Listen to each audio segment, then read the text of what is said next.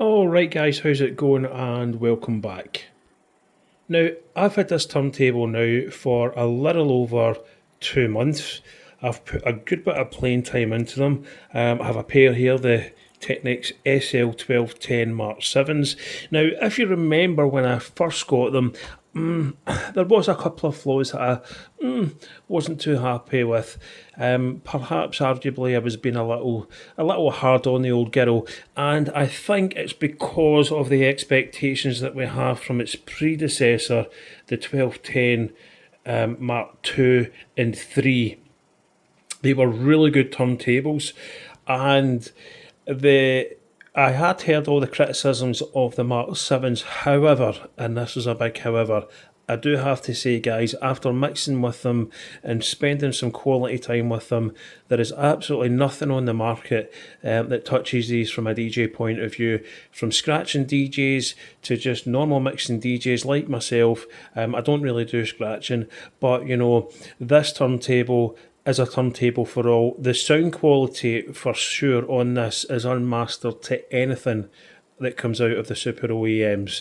I've taken it apart, I've looked inside. I just wanted to see how it fared up to a Mark II. Inside is exactly what you would expect from Technics. It is really well screwed together. The soldering, the wiring, everything is really neatly made out and put together very well indeed. As I said, you would expect from a Technics. I had a look inside the Pioneer PLX 1000, and guys, I could not believe it.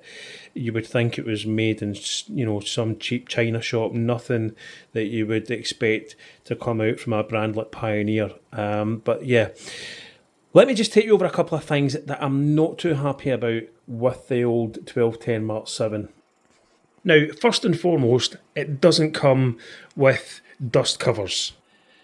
It comes with these. It comes with deck savers. Now, I don't like these guys for one main reason. One, I'll show you the main reason that is my biggest gripe with these.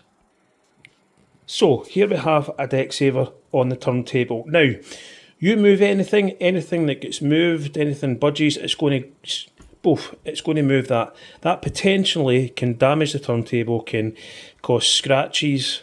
It's just not a good design.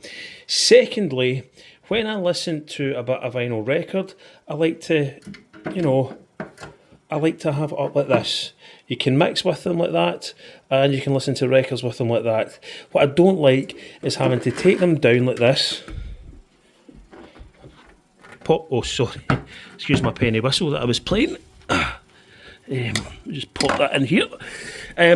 So it takes up space, and for a company like Technics to not have dust covers, especially what I think their objective was, which was for home vinyl mixing, because there's no way you could take them out to a club, right? There's just no way they will feed. They've cut corners in certain ways, but what they haven't cut corners in is the way these turntables mix and sound. The sound quality is unrivaled, and mixing on these just feels like a Mark II 1210.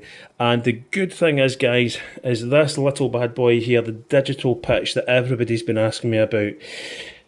Out of all the super OEMs I've tried, this is without question the most accurate and stable digital pitch I've used. Now, guys, let me just tell you, the slider itself is analog.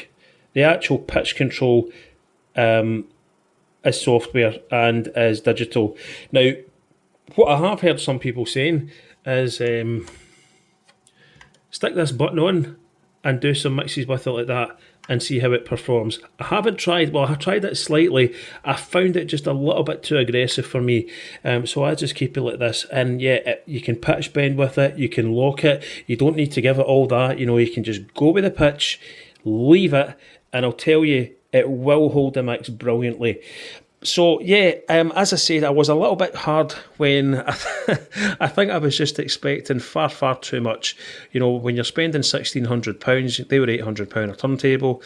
I'd watched all the YouTube videos prior, I'd heard all the criticisms prior. But would I send them back? Not in a million years. I'm going to keep them. I'm hoping that they will last. Whether they're still going to be here, like the Mark IIs of the 80s and the 90s, well, your guess is as good as mine with that one. I would say the outlook's pretty good for them. The only thing that I think is really not going to last the test of time is definitely this. I mean, this is just cheap, cheap, cheap. I mean, look at that, for heaven's sake. I can't see that lasting, and I wish on my old reloops they just had a similar design where when that light fails, if it fails, you can just pop it off like a phono cable, plug a new one in, and that's it. But Technics have decided to keep it as traditional as possible with the old target light. However, I really like, you press the button on the old one and it would just gradually come up like that. Yeah, it's not a great design at all. Yep, another complaint I still do have is just how cheap the start-stop feels. It really does, guys. It's taken a long time to get used to that. I have get used to it, and I will forgive. I will forgive that, and I'll forgive that because they really do. Excuse me, they really do mix and sound very well. So this is going to be my final take on the 1210 Mark 7s.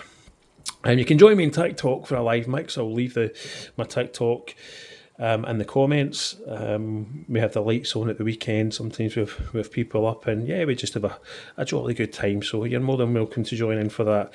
But I can't think of any other questions. My biggest bugbear is the fact that they're not dust covers. They're essentially just deck savers, which are okay in these. They are okay on them, but on turntables, no. But I have found a video on YouTube where you can buy a conversion kit and drill holes through the back. You do need to take this off, which is fine. So I am going to investigate that further and look at that mod, because that really would complete the turntables. I'm very happy with them, and yep. I will be keeping them for as long as they can serve me. I'm certainly not getting any younger, so you never know, perhaps they could outlive me.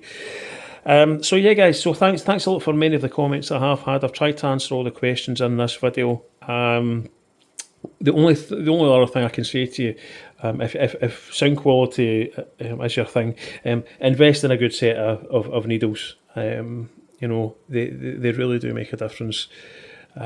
Also, make sure that you actually set it up correctly. I will do a separate video on this. The weight on that is 3.5.